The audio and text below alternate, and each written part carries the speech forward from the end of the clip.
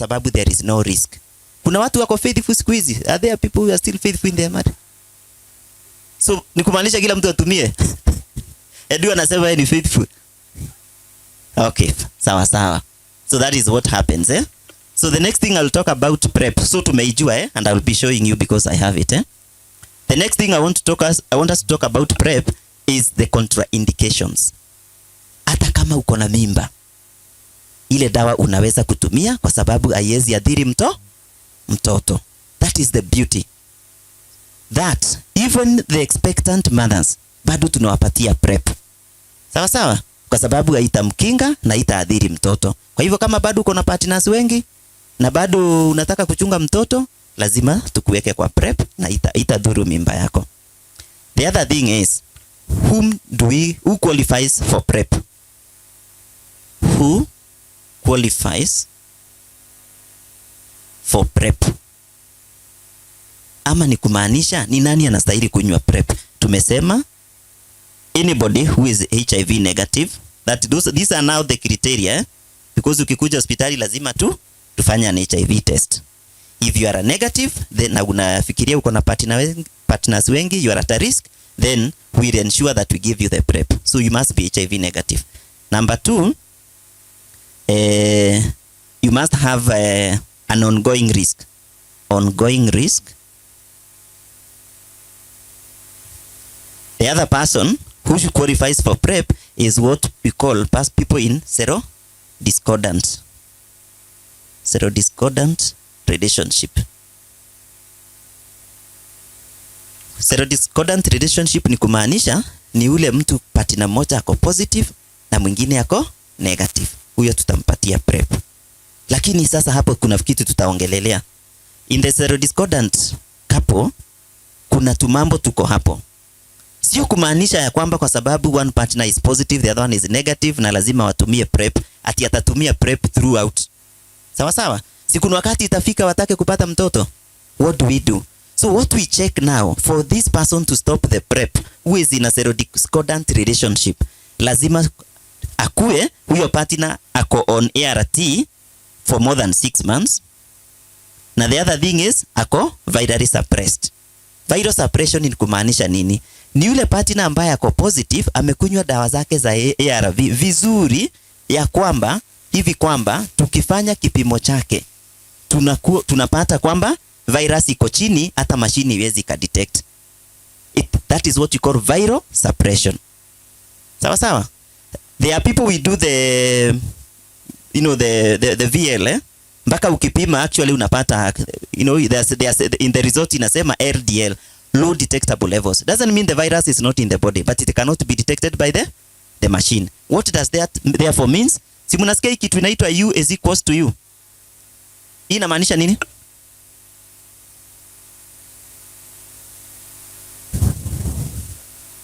Very good. That is true. Thank you, Yusuf. And transmitter and detectable is equals to transmissible. Ni kumaanisha ule mtu ako virally suppressed. Okay? Akiweza ako na chances kidogo sana kama lazima ya kupitisha the virus. And that is why we struggle. Do you know how many people are on treatment today in Kenya? Watu wenye tumeka kwa madawa ni wangapi? Approximately 1.5 million people. These are the people who are on treatment actively. Sawa sawa? And what we usually do, kuna kitu tunasema 95-95. Mshasikia hii? 95-95 cascade. Hii inamaanisha nini? Inamaanisha we make sure at least we test 95% of the population. Kama ni Nyeri. The population of Nyeri is around, I think 1 million, 750 thereabout. Sindio? We make sure 95% of that population tumewa test. Those that we test and they turn positive, we make sure those who have tested positive, 95% of them, we have put them on treatment. Okay? Then, the 95% you've put on treatment, we make sure the 95% of that population, when you're kwa treatment, they are virally suppressed. Why therefore? Why are we doing all this? It is because it has been known scientifically. If we can test so many people, and those who are positive, we put them on treatment. And those who are on treatment, we maintain them on that treatment and they become virally suppressed. Then the story of HIV will not be there because there will be no transmissions. Umeelewa hiyo? So hapa kwa serodiscordant, that is what I was trying to explain. Sawa sawa.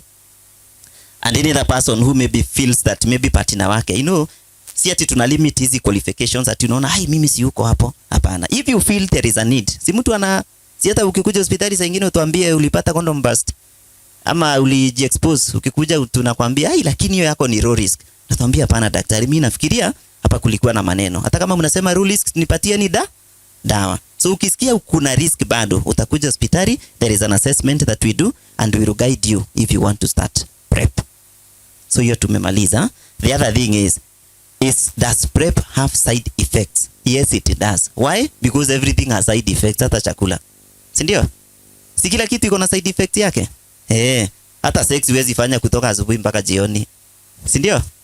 So which are some of the side effects? Side effects za PrEP majorly zinakuanga in what we call the GIT system. GIT system means gastrointestinal system. We classify the body through systems. Kutoka kwa mdomo kwenda kwa tumbo, all the way kwa intestines huko chini mpaka kwa rectum, hiyo ndio inaitwa GIT. Gastrointestinal tract, GIT. Kuna pia cardiovascular system, mambo ya roho na mishipa. Kuna pia central nervous system, that is the brain and the spinal cord. Sawa sawa. Na pia kuna respiratory system, that is the what? The trachea, ile ya hewa, the bronchus and the lungs. Si unaona vile tuna classify mwili? Hata magonjwa tunajuanga mtu ako magonjwa hivi. If my colleague atakwambia hivyo ndivyo tunajua. Kwa hivyo ukikuja ukikohoa, tunajua ile maswali tutakuuliza ni hapo tu, hapo kwa mambo ya kukohoa. Unashindwa kupumua namna hiyo. Kama umekuja ukituambia ni mambo ati unachoka sana, tunaangalia mambo ya roho, tunakuuliza, we classify the systems. So most of the side effects you get for PrEP itakuwa mambo ya GIT. You don't have to remember all this. Sawa sawa. Which are some of these symptoms? Tapata nausea, saa ingine kusikia kutapika, you know, some people get diarrhea, okay? Kuhara, yeah, those things, you know. Saa ingine kusikia like you are feeling drowsiness. It's okay? But that one, remember, it only takes the first 7 days. Na sio lazima, kwa sababu mili yetu ni tofauti. Vile Kajuju atasikia sio vile Winnie atasikia, ama Paul ama mwingine. Kuna mtu atakwambia mimi hakuna kitu nilisikia, hiyo mlikuwa mnaniambia. Okay? But we are saying the possible side effects za PrEP ni hizo. Sawa sawa. Na the research has been done. There are no adverse effects. Kuna tofauti ya side effects na what we call the adverse effects. Adverse effects ni kumaanisha nikikunywa hii dawa mimi nafura mpaka mdomo, ninaamka asubuhi mdomo iko hapa. Okay? Ninajikuna, ninapata rashes. If you get those ones, then you are not supposed to continue taking the molecule or the drug. You're supposed to come to hospital na sasa tutai-stop and we will get the one suitable for you. Sawa sawa? Because there is a way we can constitute the regimen and come up with a regimen that suits you. Sawa sawa? So those are the side effects. What else have I not talked about PrEP? I don't even want to check the laptop. Anything else that I've left out? I don't think so. Hiyo ndio PrEP. The next thing I will do is to show you. Na nitauliza Paul atuonyeshe. Yes, Timo? Patia hiyo, kuna basha iko hapo. Very good. Thank you, Timo. Thank you very much. Ndio niliwaambia hapa tu tutasaidiana tu. Tunasaidiana. PrEP, yes. How should you take PrEP? Hii inakufuta hii Unachukua PrEP wakati gani? Timing. Now, this one lazima sasa wewe ndio utajua. But what we usually say is for it to be very effective, PrEP lazima ichukuliwe ule muda unafaa. Kama utasema ni saa 3 ya jioni, ni saa 3. Kama ni saa 3 ya asubuhi, ni saa 3. Kama ni saa 2, wewe ndio utajisetia. Lakini hatutaki urukaruke ati unakunywa leo 6. Seme leo kesho nitakunywa 7, hiyo siku nyingine, then it will not be effective. You'd rather even stop it. Because you will get what we call resistance. Remember what we target is this virus ambayo tunajaribu kupigana nayo. Hatutaki isome vile dawa inafanya kazi. Because what usually happens, nikikunywa leo saa 2, kesho nikunywe saa 3, siku hiyo nyingine sikunywi, and after 2 days tena narudi, what will happen is you will not build enough concentration. Two things will happen. You will not build enough concentration that can protect you in your blood system. The next thing is that if the virus happens, God forbid, to get into your system, what will happen is virus itasoma hiyo dawa vile inafanya kazi. Kuna mtu yako anatapika? Oh, sawa. Tuko sawa? The good thing is that she's seated next to a doctor. Thank you. The situation is contained, eh? Wonderful.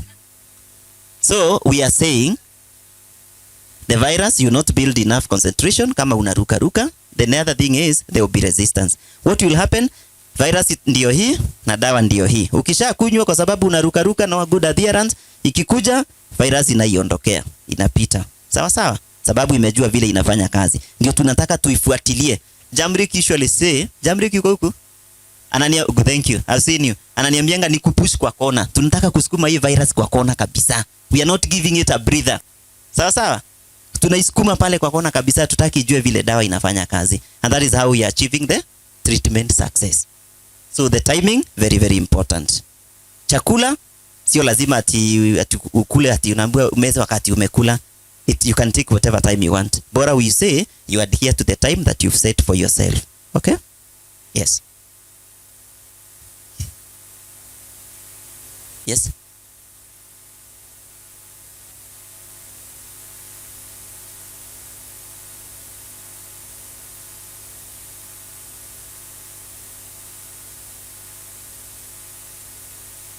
Thank you. A very good question. I love answering questions than even explaining. I mean, teaching this. Yes, there is the age limit. We give PrEP from those people who are from 15 years. Okay? Below 15 years, we don't give. Why? Because part of the side effect, it has been shown to cause what you call bone marrow. I mean, the bone density. Unaona mifupa kidogo inakuwa minyonge. Kwa hivyo hatutaki mtoto ambaye ana enough calcium, sababu ndiye anakuwa below 15 years, tuanze kumpatia hiyo dawa. Okay? We don't. So it is from 15 years and above. And then also there is weight. Lazima kuwe, I think, above 35 kg. Okay? Sijui kama nimefikisha 35 kg. I'm not very sure. I'm not very sure. But you must be 15 years and above 35 kg. Sawa. The other thing is about the breastfeeding. The breastfeeding mothers really, there are no signs that it has been demonstrated that it can be shown in the breast milk. But that is a question that needs to be discussed in the hospital. Because hatutaki ikuwe ita affect mtoto. What we can do, if the mother probably is on akona multiple sexual partners, there is a way recommend, at least for the first 6 months, we try and see. Because you remember, hakuna drug inakuanga completely safe during pregnancy, or even when you are breastfeeding, most of them, okay? We categorize them from category A, category B, category C. Sawa. So if you can avoid it, the better, for the first 6 months. Sawa. Even if as we are saying it is safe, eh? Yeah. Timo?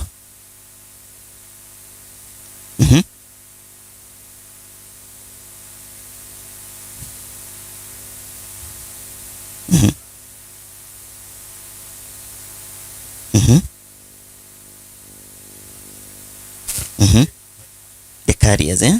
Okay. I will tell you for free, there is nothing like that. There is nothing like that. What there is, eh? Kuna mtu, it is true. Like for example, let me look at it from this perspective. A female and a male, okay? Who are at a more risk of getting the HIV after maybe an intercourse? It is a female. Why the female? The exposure. What is wrong with the exposure? Because the woman is like a reservoir. Reservoir ni kama dam. Si unaona dam vile maji unaletanga? Hiyo ndio tunadepositia. Si ndio? The semen, you know, those things. But and then of course they will be in the body for a very long time, eh? But for men, they usually see it around 80% risk. It might be very possible a man aende na mtu ako HIV positive na labda yuko virally suppressed na maybe by good luck akose kupata. Why? It's because when you deposit, you allow me to use the language ya mtaa, wakati anamwaga, what will happen is, si kuna watu wanaendelea tu bado. Sasa mimi nataka nikufundishe tu science kidogo. Wakati tulikuwa vijana kidogo hapo, tukiwa watoto, tulikuwa tunachukua pipe, tunaweka kwa kisima ilikuwa hapo kama damu hapo nyumbani. Alafu sasa tukichukua ile pipe, si unaona ukiweka fanya namna hii kwa maji, what usually happens? Umechukua pipe, si unajua hizi pipes uweke kwa maji, maybe ni kisima kiko hapa, ufanya hivi mara mingi ukiwa umefunga hapa, what happens? Maji inaingia, inatoka kwa kisima, inatoka. It is the same case that happens during sex.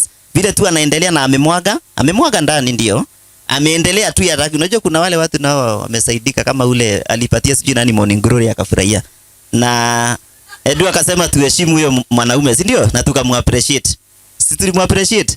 Sasa kama anaendelea kuendelea, then what will happen? There will be suck back. Okay, the secretions now have his own semen, and of course there is time limit. Ama will stop me when time is nini, eh? Okay, sawa. So through that suck back ndio virus inawezanga kuingia. Sawa sawa. So for men it is usually not 100%, but for males tumesema because of the exposure, that is the reservoir, and of course because women have a low bargaining power, sometimes because of GBV. Mwanaume tu ameingia kwa nyumba, amejua ametoka na huko, maybe ako na wanawake wengi na anataka, si atapiga ule mama pale, na kuliko mama apigwe, what will happen? Si mother will compromise, na hata na choice ya kubargain kusema tutumie condom. I'll give you a short story to explain this question. I'm coming back to it. There is a lady in kunaitwa Narok. Okay? Alikuwa na watoto wangapi? 6 children. But all of them were female. Lakini alikuwa na shamba kubwa sana. Si wanalima ngano huko? Sasa alikuwa hata ameenda hospitali, anauliza daktari, mimi nataka mtoto wa kijana kwa sababu niko na mali na hii shamba. Unajua sasa vijana ndio labda wanaonekana kama wanaweza chunga jamii, si ndio? So one time akiwa amepita kwa barabara hivi akapata kwa miwa. Okay? Mahali miwa ilikuwa imepandwa. She was giving us the story in the hospital. So wakati anapita kule kwa ile miwa, the plantation ya sugarcane, alikutana na jamaa. Na jamaa ameshika panga na akamuinulia. Sawa sawa. Akamwambia uteremshe. Sasa panga ndio hii, mama ndiye huyu, na amepatana na Wafula akiwa amekula muhogo, si ndio? Na akamwambia ni wakati wa kuweka muhogo kwenye kisiagi. Sasa mama afanye namna gani? Yeah, of course mama, kuliko unajua mama anaambiwa tu ni hivyo tu, akatoa akateremsha na ikakuwa ni hivyo. Akamaliza na akaambiwa vaa nguo na uende. Sasa mama naye amekuja hospitali. Kati amekuja hospitali anaanza kuelezea hiyo maneno, nimerepiwa namna hii.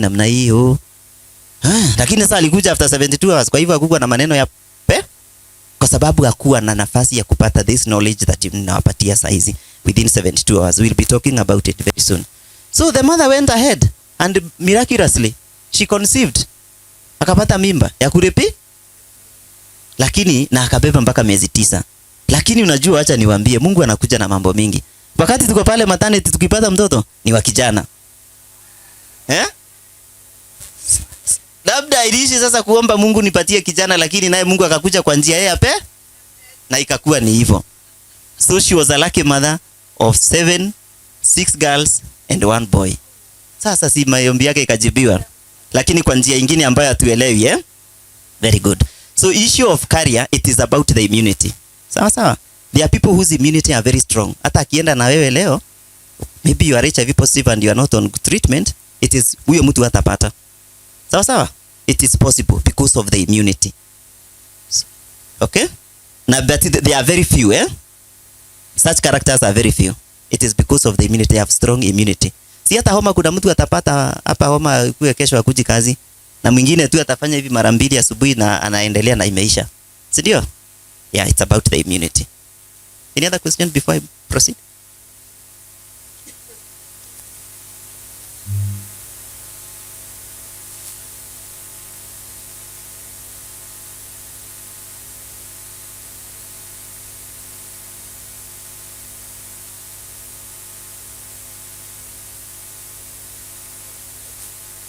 Itaacha PrEP wakati gani? Is it that is for life? Tulisema wewe ndio utajiassess. If there is a risk that is still continuing, and the risk here we are talking about, either maybe niko na party na pia hata mwanaume niko naye nyumba tunasema tumeoana, this guy I don't trust him. Kwanza kuna mambo ya GBV, intimate partner violence. Sijui penye anaenda. Saa nyingine hata anaenanga anakuja after 1 week. Ukiwa mama nyumbani sinaona lazima utajipanga. Na kujipanga ni kukunywa PrEP kwa sababu kuna risk. So ukirealize huyu amebadilika na ameenda kanisa na amesema mimi nimetubu na ninataka nikae na huyu bibi yangu, tukae pamoja na mimi mambo nimewacha. Na uassess kabisa uone hakuna risk, you can stop the PrEP. Sawa sawa? Haitakuwa na madhara yoyote. The other thing is PrEP the same as ARV? No, it is not the same, but dawa zenye tunatumia, some of them ni zenye tunatumia kwa ARV. There is a way constitute. Zile dawa tunatumia kwa PrEP inaitwa TDF. This is tenofovir, which is an ARV. Then we have what you call the FTC. It's a difficult for nothing word. Entramystabine. Entramystabine is not an ARV. Sawa sawa. But it is constituted in one tablet now in the PrEP. But TDF peke yake ndio the ARV. So we cannot say per se PrEP is ARV. It is wrong. But the combination of the drug, tunakupatia moja ikiwa ARV in that tablet kwa sababu ni moja, na hiyo ingine sasa ikiwa sio ARV. So we cannot say PrEP is ARV as per se. Sawa sawa. Because the regimen ama reconstitution ya ARV inakuanga TDF, 3TC, DTG. This is tenofovir, lamivudine, dolutegravir. They don't have to remember all this. Sawa sawa. Si unaona sasa kwa hii sasa ndio ARV or ART. Let's call it ART. Si unaona kuna one regimen ambayo iko kwa PrEP na ndio hii. Sawa sawa. Na hata ukipata side effect ya hii, there is a way can reconstitute it for you na inakuwa tu kama ARV. You see, for an ARV to be called an ARV, lazima ikuwe na dawa 3. Sawa? Lakini sasa unaona PrEP iko na dawa ngapi? 1, 2. So we cannot say it is an ARV per se. Because for a drug to be called an ARV, lazima ikuwe na hizi dawa 3. TDF, 3TC, DTG. Ama ikuwe na zingine zinaitwa AZT, you don't have to know all of them. So PrEP is not the ARV as per se. Because kama tunaweza sema PrEP ni ARV, then basi ni kumaanisha mtu wako positive tunaweza mpatia PrEP. So the information does not qualify that PrEP is an ARV. Paul? Masa? Okay, it's okay. So you want to break for tea,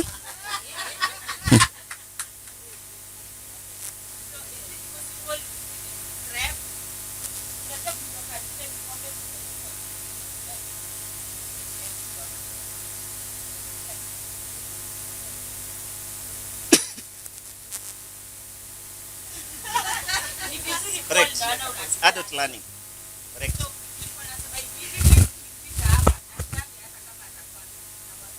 Yeah, I will stop. Hata ni kama I will finish the PrEP, ukikuja then I'll do the PEP within a very short period of time na tumalize. Haya, si tuendelee. Oh, there are people who prefer the withdrawal method when it comes to contraceptive. Yeah. In layman's language nasema kumwaga nje. So how risky is it when it comes to contracting HIV? Yeah. Very good. I want to surprise you. We call it medically, kihospitali inaitwa coitus interruptus method. Coitus interruptus. Tin kind of nini Coitus ni sex. Mambo ya udaktari, coitus ni sex. Sawa sawa. Interruptus ni kumaanisha iendelee. So coitus interruptus method. I really wonder, na ni mimi nataka mniambie, are there people who are able to do that? It is tricky affairs, ndio? But I want to remind you, kuna watu bado upata mimba na anakuja hospitali anasema, lakini daktari unajua alimwaga nje na mimi hakuna mahali nimeenda. I want to tell you there is what you call the pre-ejaculation fluid. Kama mjaanza sex kuna tule tu ka fluid kana kuanga kwa mwanaume. Kako na sperm. Kwa hivyo kakiguza pale kataenda na itakuwa ni hivyo na ni hivyo. Sasa, so in terms penye mimba inaingililia, hata HIV kama ilikuwa itaingililia hapo. So it will not prevent the contracting the HIV. The barrier method is only the effective way as a combination package pamoja na PrEP. Maybe the last one.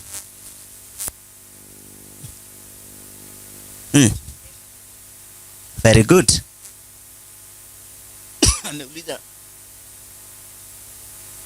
Oh, because of okay, fine. Okay, put your question up. Okay, it's something that we are still discussing, I know why they are asking that. Kwa sababu anajua family planning, combined contraceptive pills unasema, bali utakumbuka unamezea hapo. Right? What we usually do is this, we don't really want to advocate for people to miss the molecule or that tablet ukunywe zikiwa mbili. But penye utakumbuka, just take one. In case you have forgotten, you don't have to take 2. You just take 1. But we don't want you to forget. Sometimes you can even use unaicombine na zile vitu unafanyanga pamoja. Unajua wakati wote ukitoka ukienda ukichukua condom, penye unaekanga ile masaa unachukua. Ama wakati una brush meno. Or you can even set an alarm. Nasema ni masaa. Acha nijipange. I think that's all. I conclude.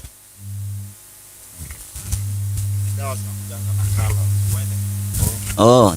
So hii session yenye tunaenda kufanya saa hii ni mpaka ni kila mtu aongee kitu. Sawa sawa. Tunataka kujua mambo mingi, tuelimishane na ni lazima wewe utuambie ndio tujue. Sawa sawa. Sawa sawa? Yes. Haya, sawa sawa. So kuna vitu nataka tuelewe. Hapa kuna microphone. So kuna zile vitu zinaitangwa majukumu. Sawa? Kwa pamoja. Majukumu. Tukishafika mahali maisha imefika, kila mtu anakuanga na majukumu yake, si ndio? Unaamka asubuhi unasema yangu hii na hii. Sawa? So nataka kujua wakati mwingine kwa society zingine hizo majukumu hazifananani. Sasa nataka kujua mambo ya watu wa huku, kama hizo majukumu ni kama mahali pengine nilienda, kama zinafanana. Na nitaanza na mimi. Majukumu mengine na kuanga nimepewa mahali nyumbani. Nikienda ushago kuchuna mera. Wakiniona tu hivi wanajua kesho asubuhi 3. Unajua mjuangi mnaionanga tu kwa barabara. Mjuangi inachunuangwa saa ngapi na yetu sile inaitwa mira tomukuka. Sawa? Lakini hiyo ni jukumu ambalo nachukuanga wakati mwingine. Sawa sawa? Nataka nijue majukumu yenye hawa watu wenye wamekaa hapa mbele wanakuanga nayo, watu kama 4 hivi. Sijui nianze na wapi? Tusikie jukumu yako moja ni gani? Okay, majukumu yangu kwanza niko na watoto, niko na vijana 2. Na kisha angalau wanakula at least. Niko na mzee. Uko na mzee pia? Okay. Hiyo yako ni kuwapatia make sure umewalea. Nimewalisha. Yake ya kwanza ni ya kulea. Na sijui kama unataka kutueleza hii inahusiana na nini na nini? Hii ya kulea. Ile tunaelewa kama mzazi mtoto anafaa make sure mtoto amekula. Hiyo ni responsibility moja. Asome. Hiyo ni yako ama ni ya mzee sasa hapa kwa kusoma? I think ni yangu. Utalipa school fees? Yeah. Okay. Hata mimi kwa niulize. Aya, unaweza kuitisha microphone tusikie ya hawa ni gani? Gani? Wewe hawa yako ni gani? Okay, majukumu yangu apart from ile mimi hufanya ya kawaida. Ni gani hiyo ya kawaida hawa? Ya kuamka asubuhi. Na kuhakikisha nimekuja kazi. Kuja kazi wapi? Town. Kazi gani hawa? Kazi ya typing. Haya, hiyo ni jukumu ya nani? Ya hawa. Kunayo hapo amesema ni ya kutype. Sawa sawa. Haya. Tuendelee. Acha nione wengine hapa ambao wamenyamaza. Nijue majukumu yao ni gani? Hapa. Hii ni lazima tuongee sisi wote. Jukumu yako ni gani? Hiyo ni hizo maneno zenye watu wanafanyanga wakishaamka. Jukumu yako ni gani? Ya kwanza. So nikiamka I have to make sure jukumu ya kwanza ndio the day ikuwe poa. I have to take a shower, make breakfast, make sure. Hiyo breakfast umejipikia? Okay. And then kila mtu mwenye like the family yenye niko nayo. Uko na familia? Na nataka uongee kwa sauti kwa sababu uko na mic.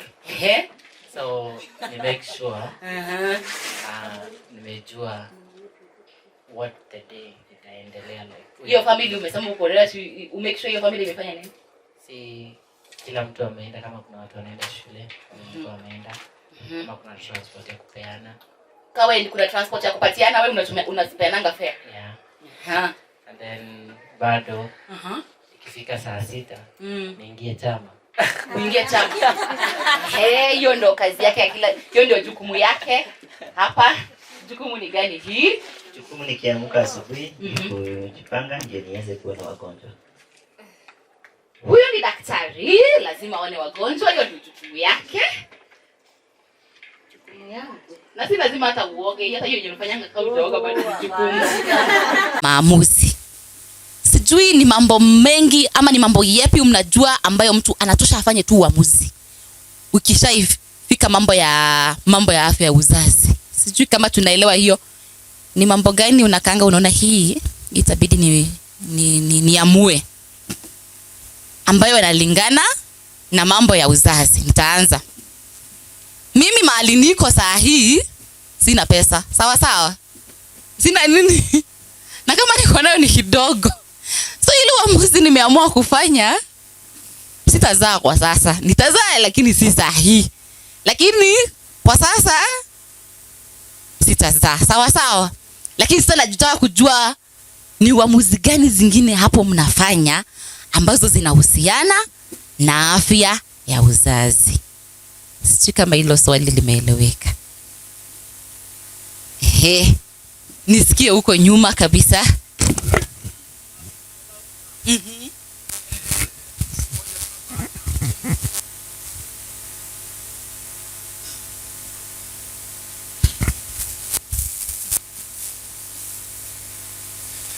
Kitu moja tunafanya ni ku make sure we wrap it before we tap it. Wewe. Sasa juu ya kutupotosha sisi wengine ambao tunatoka vitongoji duni. Hiyo ni uamuzi yenye unatafanya. Hiyo ni uamuzi best manzi yako anaweza fanya ama hiyo mtu mwenye wewe. Very nice. Uamuzi mwingine. Yes. Uamuzi mwingine naweza fanya as a woman is kuensure nimeenda kuangaliwa kufanywa screening pap smear, kwa sababu tumejua there are high risks of cervical cancer zenye zimekuwa, na ni vizuri akina mama wajue kuna pap smear zinakuwa offered katika hospitali zetu, especially public hospital inakuwa for free, na ni vizuri as women we go get checked once in a while to avoid the risk of cervical cancer, especially if we are sexually active. Thank you. So mimi nitauliza, so unaweza keti tu uamue mimi ninataka niende niangaliwe hiyo paps. Hiyo nimesema inaitwa ni pap smear. Hiyo ni gani? Unasema inakaaje? Ni cervical screening. Unafanywa cervical screening, unaenda unaangaliwa na daktari, unaambiwa kama unaweza kuwa na cells zinaweza cause cancer in future. Okay. So inakuwa free public hospital. Ukienda PGH utafanywa for free. So ni vizuri at least once per year tunaenda tunaangaliwa. Tunajua sisi wote hiyo. Tunaendanga. Nisikie maamuzi zingine watu wanafanyanga huku ambayo inahusiana na afya yao ya uzazi.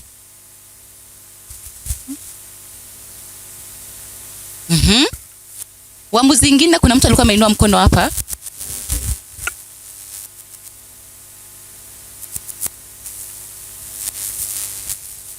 Hakuna? Iko? Hebu pasia hiyo microphone. Tusikie hizo maamuzi zenye amefanya. Uamuzi mwingine naweza fanya nikiwa na partner yangu, tutakaa chini tuelekee facility ya serikali, tuende tujue hali zetu na pia kupanga uzazi wale watoto tunataka kupata. Okay. Na sawa. Huyo anaweza keti na partner wake na muongee, mkubaliane.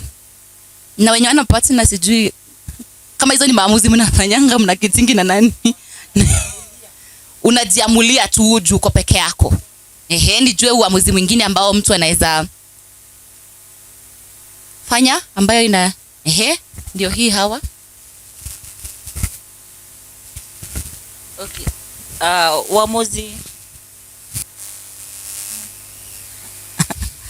Uamuzi mwingine mtu anaweza jifanyia kama mimi.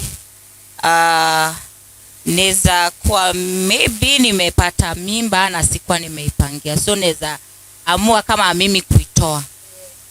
Walala. Okay. Naweza ongezea kwa hiyo point. Unajua sisi wa mama huku. Hizo maamuzi ni kubwa sana though. Unajua uko na watoto. Yes. As much as unatafutia ule mtoto au wale watoto unajipata na mimba. Ile hali huko hata the nini hata 100 unaweza kosa. So the best thing unapea huyo mtoto nafasi nyingine. Unaweza mpea nafasi nyingine. As much as unajua utapata mtoto mwingine. So huyo unapeleka wapi mwenye uko naye kwa? Huyo unamtupa tu. Unazaa alafu unatupa? Unatoa tu ikiwa hapa chania. Hapa chini. Guys. Okay, has like si hivyo, wacheni kuiweka hivyo vibaya. Ni kuwa saa zingine sisi wa mama tunapataga unplanned pregnancy.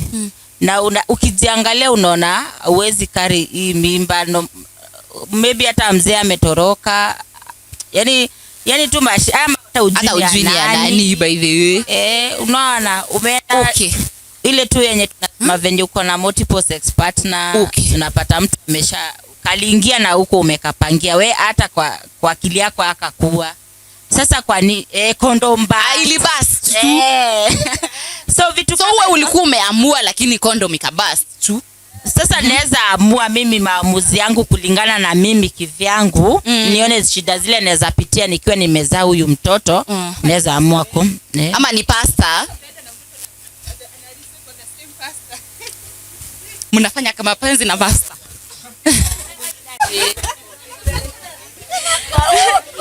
Tunyamaza tusikize. Okay, mimi sipingi Yusuf, ni venye tu ni maoni yake. Lakini kuniambia hivyo ni kuniambia nisifanye ngono juu kuna ukimwi. Na hiyo ni kitu ukimwi tunajua iko. Tunajua utumie condom. Hiyo ni sawa. Lakini kuna pale sisi ni watu walondi kama mimi. Unaenda unalala na mzee hata ujui condom imepasuka. Wakati ametoa ndio hata yeye anashangana anakuuliza imepasuka. Ni kama uko na mdomo uko na meno kwa nini? Unaona? So ni sawa venye Yusuf amesema ni sawa. Lakini kuna ile kitu unaonanga ni kweli. Unajua uwezi pata ball ili uende utupe. Lakini kuna vile unaona niko na watoto 8. Imepasuka. Sijui baba yake. Ni wangapi hapa tumepata mimba na hata ujui ni ya nani? Hata unastukia tu uko na mimba. Oguo. Hivyo. Unajua wewe ni mwanamume wewe uelewi. Hata unasema mimi niko mgonjwa. Ukienda kwa hospitali, ukienda kwa daktari anakuambia kwanza tupime mimba. Daktari sina mimba. Hata uwezi kubuka ni ya nani.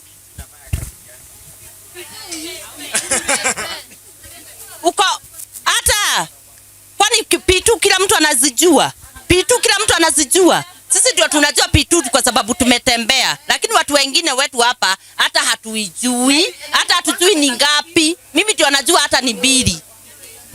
150. Unawezaje kuwa umebinika na mtu na amekuweka mimba? Wewe sikizeni tusikize. Mtu anawezaje binika na wewe upate mimba tu next data ujui? Uguo. Hapana. Maybe ni lep na ni kuagiza. Asedo. Sijai. Acha. Juu nikurenda igeagwo hapa hata nitaongea na Kikuyu. Nikurenda igeagwo owe na dawa cia family mwiri. Nema.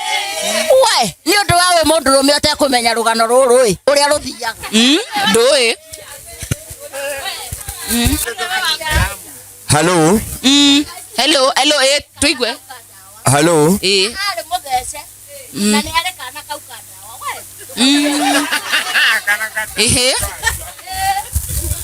Okay. Mimi niko saidia madem. Sisi wanaume tu ni kusikia utamu unatoka. Kama sasa tuko na kesi na Hawa. You cannot imagine hizo mnaita pill. Kadem kakapata ni their first year in hapa nitekiwa na kanisha. In fact last week die sasa tulianza kuongea nao wakaenda yenye uliniandikia daktari, hata ni wewe uliniandikia akaniambia say pregnant younger test, nikawatuma. So pale kulitokea both their first year wanakaa pamoja, them bado alikuwa anatumia tu family planning, wako na mimba. Are you getting? So mimi sasa hapa katikati tunang'ang'ana na Madam Hawa vile tutasaidia hawa watoto. The boy is not ready, the dame is not ready. So maboy ingine don't say it's raping. Unajua wewe ni kama unasikianga kumwaga tu. So mtu kama anasikianga asi conclude ni rape, hiyo haikuwa rape, si ndio? Kuna mtu mwingine alikuwa anataka kusema kitu kabla nizime mic. So ile kitu tunaongelea kuhusu, tusikizane. Tukizungumza mambo ya uamuzi, tunazungumza uwezo kwanza wa kila mtu kufanya mapenzi iwapo anataka. Tuanzie hapo. Sawa sawa. Ya kwamba uko na uwezo na uko na uhuru wa kufanya mapenzi kama unafanya nini? Sawa sawa. So isikuwe yule anasema ati usifanye, hayuko kwa hiyo nini? Sawa sawa. Ukiamua hutaki, ukiamua kufanya, alafu baada ya hiyo maamuzi kufanywa, tunazungumzia uamuzi ambao unaheshimiwa. Sawa sawa. Na ndio sababu tukawaita sasa hapa nyinyi wote. Sababu unajua kusema ule ukweli, kuna wakati mwingine sheria inaweza kutuambia fanya hiki ama fanya kile, lakini kuna mambo mengine sheria kidogo haina uwezo ya kufanya hivyo. Sawa. So ile kitu yenye inafanyikanga ni wakati mimi nimefanya uamuzi kama huo, alafu dada yangu hapa asikie, ai wagari ni oroka muno, hai. Anaona dema amezidi sasa. Amezidi sasa, hiyo si nguvu, sasa hiyo si yako. Sawa sawa. Mimi nikiamua hivi ndivyo uamuzi yangu iko. Hiyo pia iheshimi. Na hata ukiona mwingine ameamua yake asifanye, pia hiyo ifanyike nini? Lakini yule mwenye ameamua sasa kuenda nchi nyingine, ameamua yeye atafanya. Huyo sasa ndiye tutazungumzia sana leo. Huyo mwenye ameamua afanye, pia afanye kwa njia na sasa tuseme sasa huyo manzi yake anaweza kuja na hiyo rapid akurapie.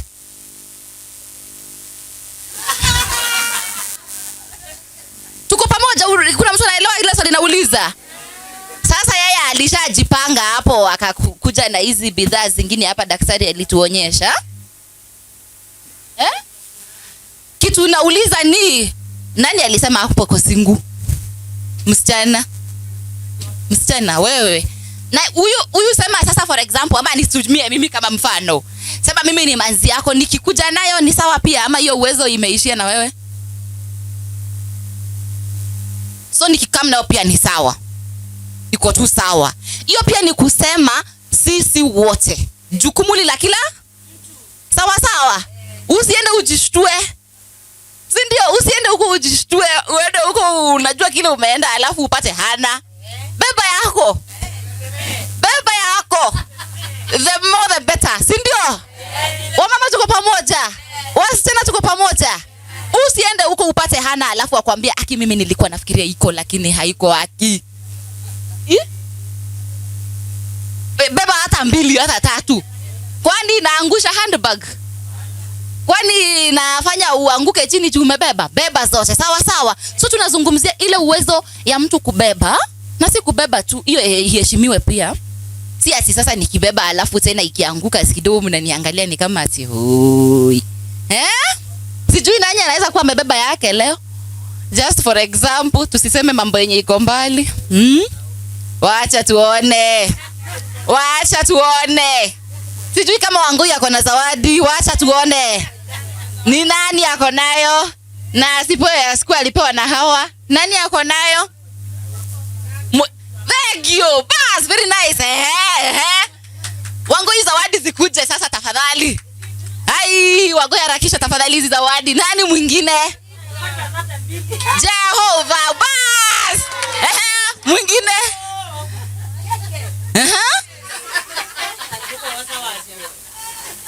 Tumekubaliana. Hiyo ndio uwezo ambayo tunasema. Wanaume hawana, tumeona.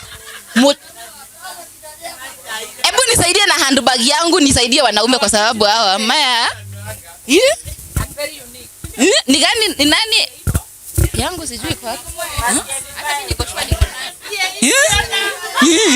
Hii maneno ni kujipanga. Hii maneno ni kujipanga. Sawa sawa. Sawa sawa.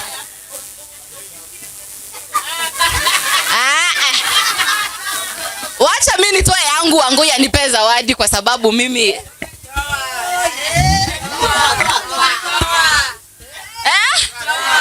nitoe nisitoe? Mutadu.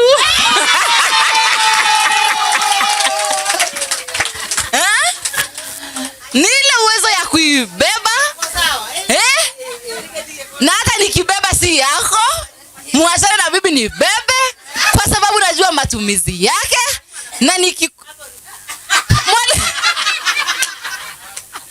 wacha tuseme ukweli. Tuseme ukweli. Wewe unaendanga hapo ndio usikie ubaya. Ona wewe. Mwalimu wako da. Mike. Sawa sawa tumeona, lakini kabla watateni kwamba tumeona katika hii room wanaume hawana condoms, ni sisi ndio tuko nazo. So tunazungumzia ile uwezo ya kuibeba. Sasa ni ile uwezo wa kufanya uamuzi, ndio tunazungumzia uamuzi ambayo utahakikisha kwamba mapenzi ambayo unashiriki hayakuletei magonjwa, hayakudhuru kwa vyovyote vile, na kama umepanga hiyo mapenzi unataka kufanya ni hiyo ya utamu pia, haikuletei watoto. Sawa sawa. Sawa sawa. So huo ndio uwezo na maamuzi ambayo tunazungumzia siku ya leo. Ya kwamba ambapo tunaongea tukiongea kuhusu wamama, tunasema mjikinge tosha. Inaweza kuwa mna hizo condoms za wanawake, sijui kwa nini walitutengenezea zenye zina unakavanga kwanza masaa mingi kabla Lakini mimi sitazungumzia sana mambo ya contraceptives, especially zile ambazo niko na swali. Mwanaume you come inaonekana, mwanamke you come wapi na inaendanga wapi? And the last one ni squat.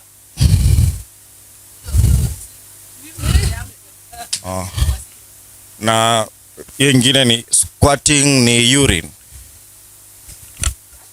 Mimi najua squatting si urine. Hiyo najua. Hiyo nayo si mkojo. Hiyo si mkojo. Lakini daktari atanisaidia hapa, lakini si mkojo. Na hiyo katika hiyo uhuru tulisema ya mtu mwenye ameamua kufanya mapenzi na kuifanya safely, pia tunasema enjoy. Usiende hapo pia utoke umenuna. Ukiamua uifanye pia uenjoy. Sawa? Hiyo pia ni uhuru yako. Hiyo usquat pia. Si mkojo. Kitu hiyo swali lingine ilikuwa gani? I don't know the scientific name, but I can clarify it's not urine. I think there is a medical explanation to that, but si mkojo. Sawa sawa. Na wamama mnaona kama ni mkojo? Wamama wakojo wangi hivyo ovyo ovyo wakifanya sex wakojo wangi, si mkojo. Usituwekelee. Ni kama tu venye unataka tuseme hiyo kitu ile inakaa mbaya. Si leo atusema kitu kama hiyo. Lakini si mkojo. Sana igiri ikoragwo hau etagwo battling. So the battlings hiyo battlings wira wayo niki ikoragwa kuminjiria tumai turia murauga squat, hiyo timu anasema ni mkojo. Okay? Kakamija. So ina build up, kwa hiyo ngai inafura, inaminjiria pale, ndio sasa kukue na ule utelezi. Ili sasa Yusuf uweze kupita. Na ikibuild kabisa anaweza shindwa hata kuiachilia na itaruka. That is what mnasemanga squatting. Okay? Lakini sio mkojo kama vile tumeelezewa na Wangari.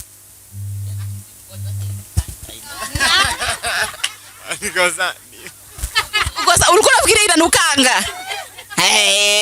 Hainukangi. Swali lingine?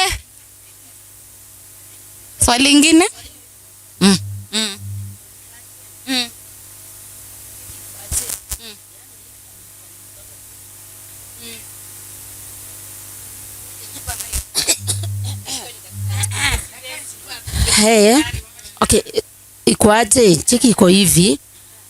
Niko sexually active na family planning zote zimenikataa. Kwa nitakuwa nikitumia withdrawal method ama wale daktari wakina Geoffrey wanasema ati sijui BP sijui what, ati hakuna family planning naweza tumia. Na sasa withdraw, unajua hii ni two parties. Haitakuwaje? Akanasonga naendanga tu. So daktari na mimi niko na swali nauliza aje.